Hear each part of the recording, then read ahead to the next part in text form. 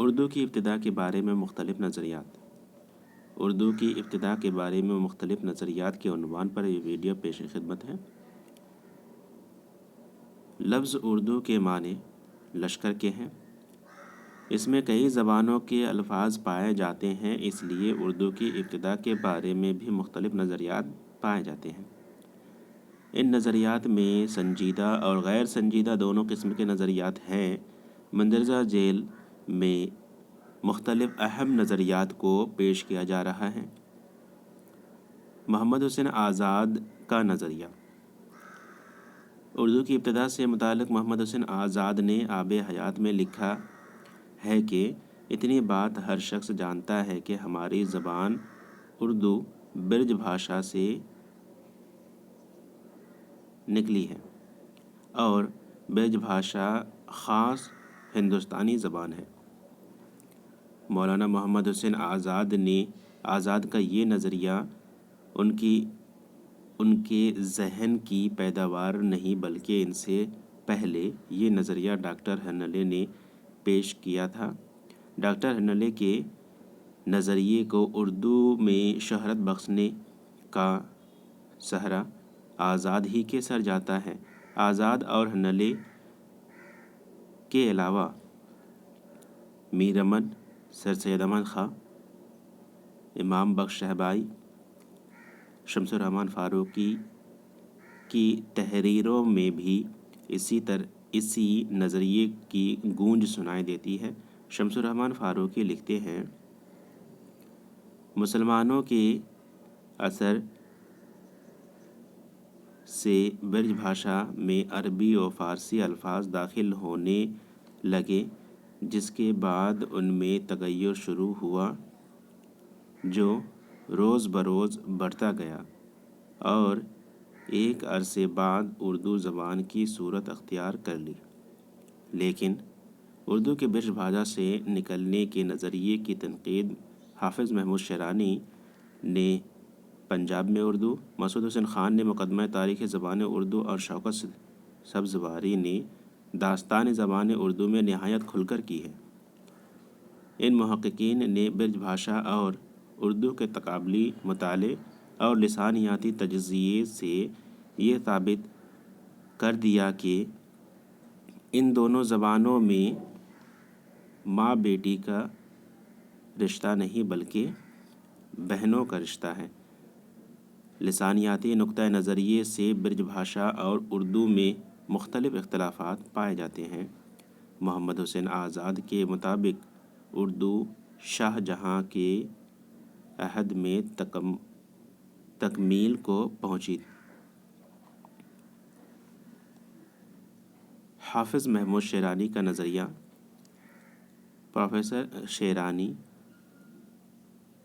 اردو زبان کے آغاز و ارتقاء سے متعلق بعض تاریخی دلائل و پنجابی اور اردو کے لسانی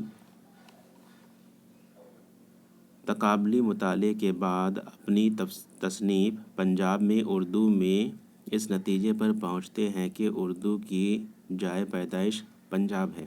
انہوں نے اپنی کتاب پنجاب میں اردو میں بعض مفروضات کی بنا پر یہ ثابت کرنے کی کوشش کی ہے کہ کھڑی بولی ہریانی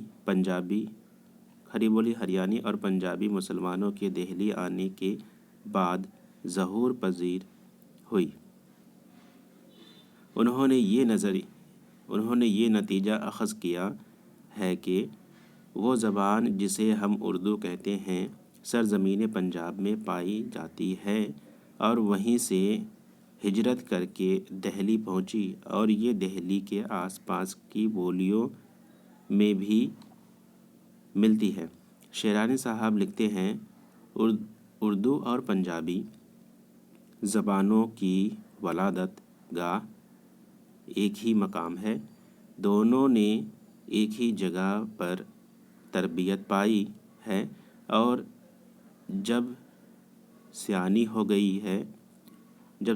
گئی تب ان میں جدائی واقع ہوئی ہے۔ پروفیسر شیرانی کے لسانی شواہد کی تنقید مسعود حسین خان نے اپنی کتاب مقدمہ تاریخ زبان اردو میں بڑی تفصیل سے کی ہے۔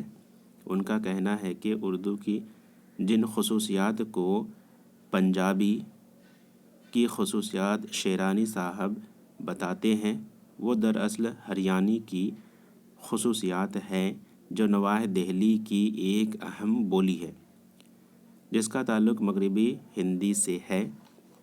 لہٰذا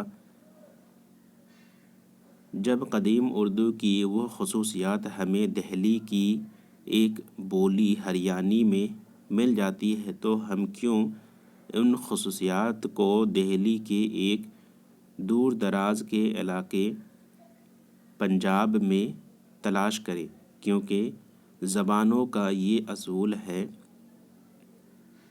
کہ وہ اپنے قریب و جوار کی زبانوں سے متاثر ہوتی ہے، نہ کہ دور دراز کے علاقوں سے۔ اس طرح ہم یہ کہہ سکتے ہیں کہ شیرانی کا نظریہ کسی طرح قابل قبول نہیں، لیکن ان کا کارنامہ یہ ہے کہ انہوں نے پنجابی اور دکنی کی مماثلت اپنی تصنیف پنجاب میں اردو میں پیش کی ہے۔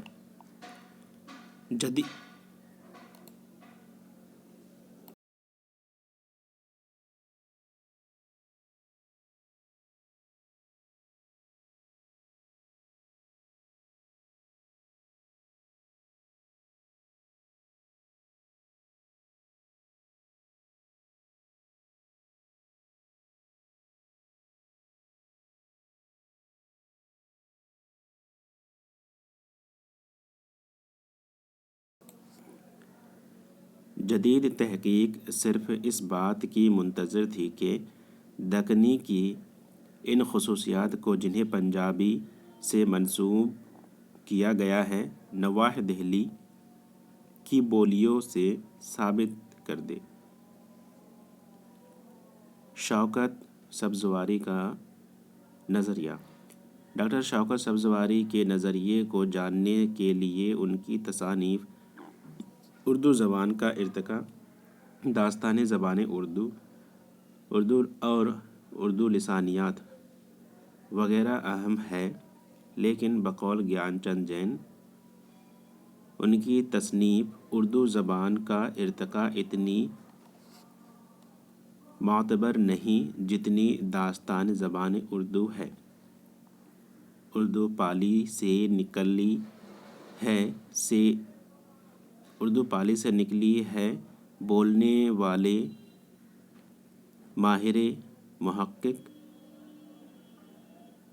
شوکت سبزواری نے داستان زبان اردو میں اردو کے آغاز و ارتقاء، اس کے آغاز کے مختلف نظریوں اور ان کے مولد و منشا سے بڑی تفصیلی بحث کی ہے۔ اس کے بعد اردو کے آغاز سے متعلق اپنا ایک الگ نظریہ پیش کیا ہے، جس کے مطابق اردو کھڑی بولی سے ترقی پا کر بنی ہے، جو دہلی اور میرٹھ کے نواح میں 11ویں صدی عیسوی میں بولی جاتی تھی۔ وہ کھڑی بولی اور ہندوستانی کو ایک ہی زبان تصور کرتے ہیں اور اردو کو اس کی ادبی شکل مانتے ہیں۔ کہیں کہیں وہ اردو، ہندوستانی اور کھڑی بولی تینوں کو ایک ہی زبان تسلیم کرتے ہیں۔ ان کا یہ بھی نظریہ ہے کہ کھڑی بولی یا ہندوستانی یا دونوں لفظوں میں اردو مسلمانوں کی آمد سے پہلے دہلی کے بازاروں میں بولی جاتی تھی۔ ڈاکٹر سبزواری کے ان خیالات میں بڑی حد تک سچائی ہے کہ سنسکرت، پالی، شورسینی پراکرت، مغربی اپبھرنش، بالائی دوابے کی بول چال کی زبان کے مختلف العہد ادبی روپ ہیں۔ کھڑی یا ہندوستانی اردو اس کی فکری ترقی یافتہ صورت ہے۔ ڈاکٹر سبزواری کی کتاب اردو لسانیات سے ہند آریائی زبان کے عہد بعہد ارتقاء کا پتہ چلتا ہے، اور اس بات کی بھی تصدیق ہوتی ہے کہ اردو مدھیہ پردیش کی زبان ہے۔ مسعود حسین خان کا نظریہ۔ مسعود حسین خان کا کہنا ہے کہ اردو کھڑی بولی اور ہریانوی کی آمیزش سے نکلی ہے، اور انہوں نے مانا ہے کہ سرزمین دہلی اور اس کے گرد و نواح کو اردو کی جائے پیدائش قرار دیا ہے۔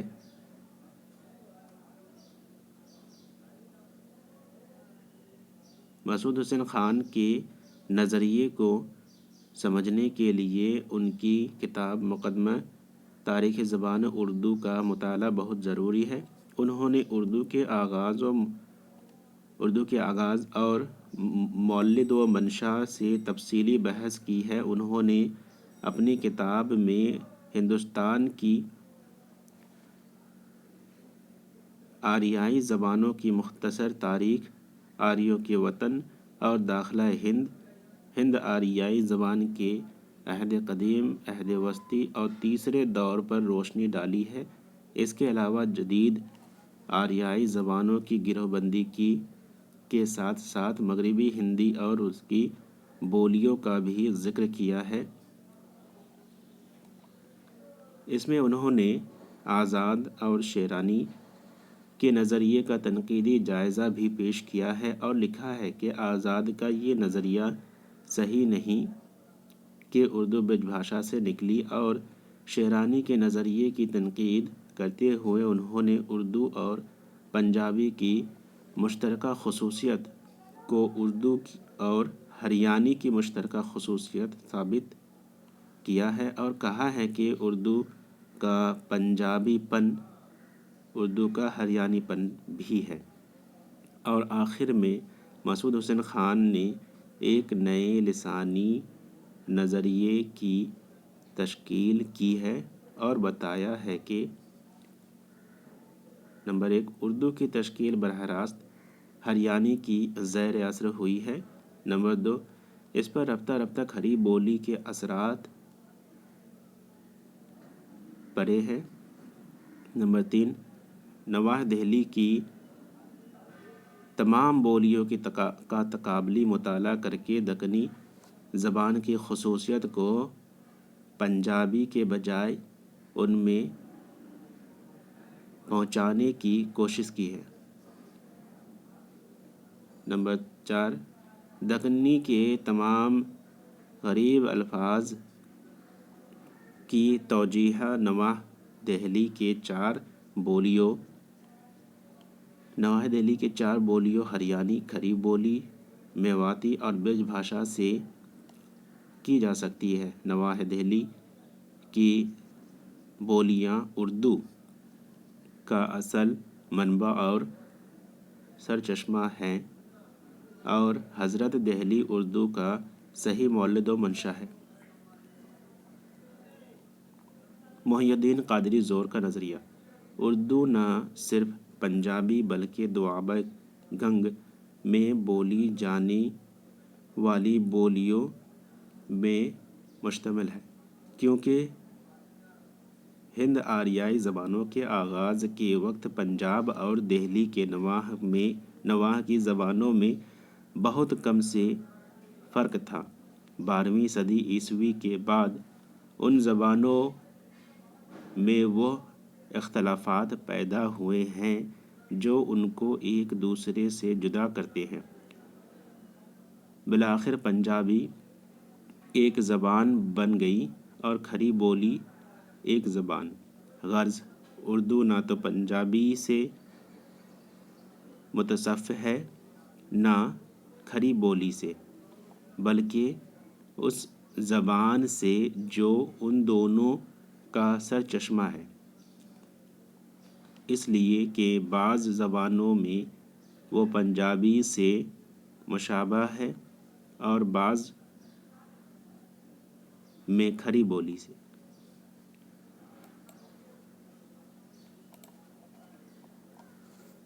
سر سید سلیمان ندوی کا نظریہ۔ اپنی تصنیف نقوش سلیمانی میں اردو کے جائے پیدائش سندھ قرار دیتے ہیں۔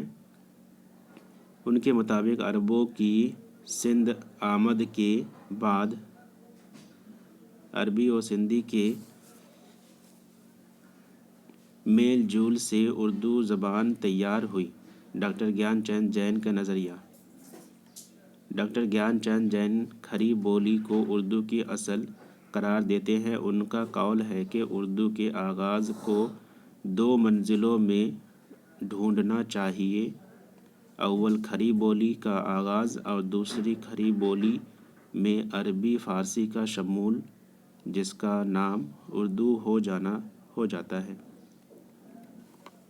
اختر اورینوی نے اردو کے مگدھی سے نکلنے کا قول کیا ہے۔